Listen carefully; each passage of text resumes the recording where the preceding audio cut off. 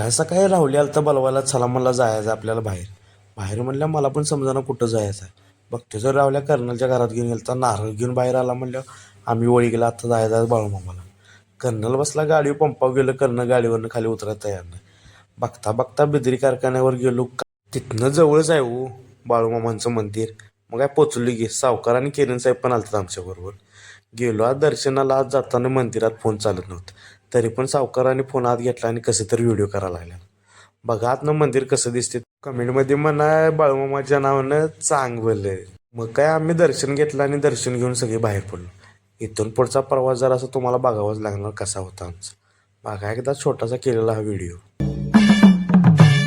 रुद्राचा अवतार थोर ह्यो राहतो आत्मापुरा, उधळूनी भंडारा हा ज्ञान गंगेची अमृतधारा. रेशमी फेटा रेशमी फेटा रेशमी फेटा मस्त. दर्शन झालं नाही तो पण राहुली आणि सावकार म्हणजे चला जायचं आपल्याला जेवायला, प्रसाद घ्यायला जायचं आहे. मग काय आम्ही गेलो सगळेजण प्रसाद घ्यायला. कर्नल बाहेरच थांबला. कर्नल म्हणला मी काय घेणार नाही. दिबाळूमामाला आला तर एकदा प्रसाद घेऊन नक्की बघा. प्रसाद पण एक नंबर क्वालिटीचा असतो. मग काय आम्ही घरला निघालो. जाताना शिऱ्या काय माझा गॉगल देत नव्हता. शेवटी घरला गेलो आणि मग क्रिकेट खेळायला गेलो आणि दिवसाचा शेवट केला.